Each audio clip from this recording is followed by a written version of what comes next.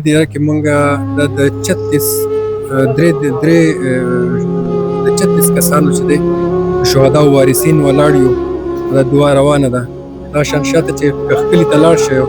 نو 19 نور نشته دی، بیا 20 نور نشته دی، بیا 15 نور نشته. عجیبه غونته کې کیفیت دی او صورتحال دی. کوم چې زمونږ کلی دی نو اوس خو ورته کلی سړی ویلی هم نشي، ځکه چې زه په خپله باندې لا تللی نه یم، خو دې تصویرانو کې راته کسان خو زمونږ دا دایره چې ده د کلي مخې ته ده.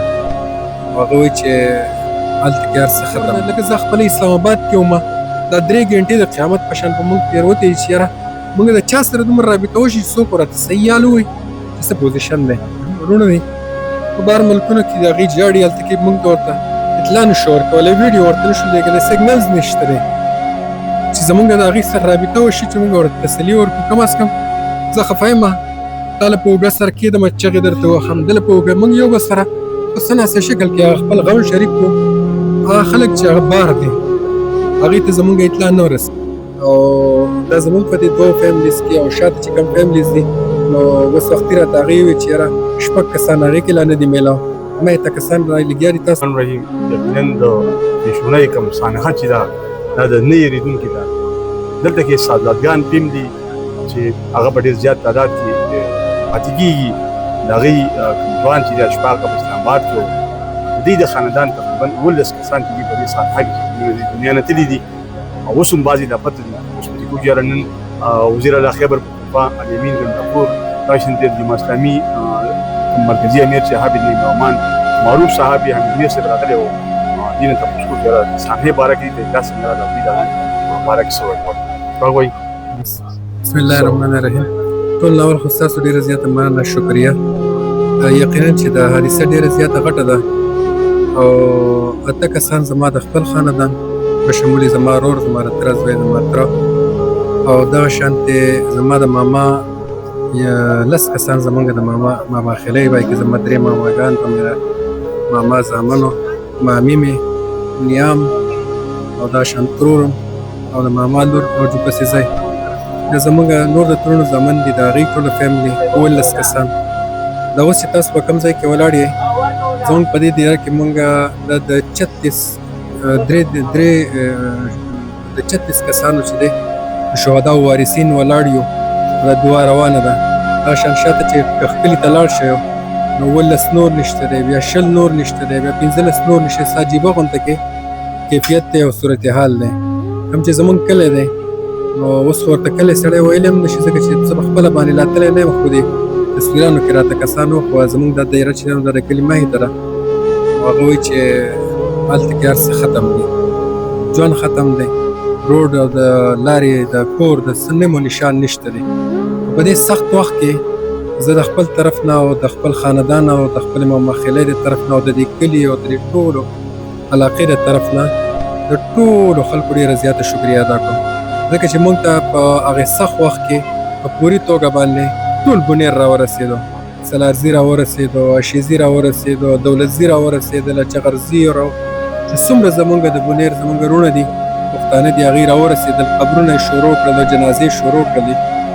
نو یو خو دا چې زمونږ ټول بنیر زمونږ سره په هغې ټایم باندې ودرېدو، او فوري طور باندې چې بیا کله مونږ خبرېږو نو په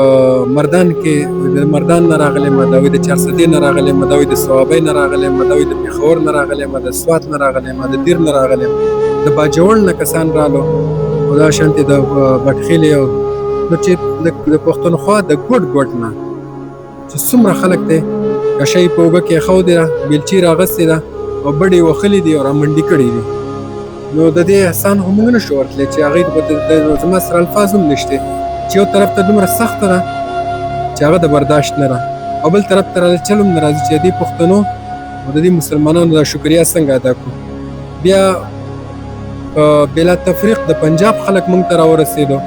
د اسلام آباد ټیمان موږ ته راورسېدلو. نو په انفرادي توګه او چې کوم سوشل تنظیمونه دي، د سوشل ورکرز دي، هغه ټول موږ ته رارسېدلي. بېګا د شپې د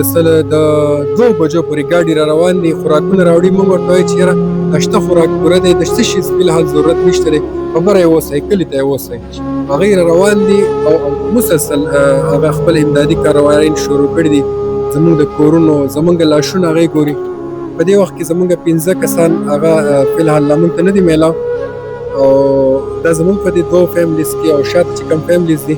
نو اوس وختي راته هغې وویل چې یاره 6 کسان هغې کې لا نه دي میلاو ما یې کسان را لګیا دي تاسو ته به ډېره ښه اندازې او پته به وي درته هغې سره سره زمونږ چې څومره پولیټیکل ورکرز دي د لوکل سطحې نه یې راواخله د ایم پی ایز ایم این ایز نه یې راواخله او د سی ایم صاحب هم راغلی و زمونږ بیرسټر صاحب راغلی حافظ نعیم الرحمن صاحب راغلی دی د جمعیت علماء اسلام ټول مشران مونږ ته رارسېدلي دي او تحریک لبیک والا دا ملګري راغلي دي د عوامي نیشنل پارټۍ ټول قیادت دغه افتخار حسین صاحب دی او بابک صاحب دی هغوی ټول راغلي دي راسره ولاړ دي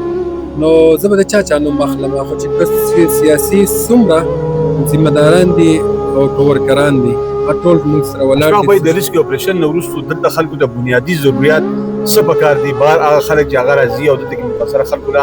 امداد ورسره کوي بنیادي ورته هغوی ته پکار څه دوه خبرې یو خو دا دی چې د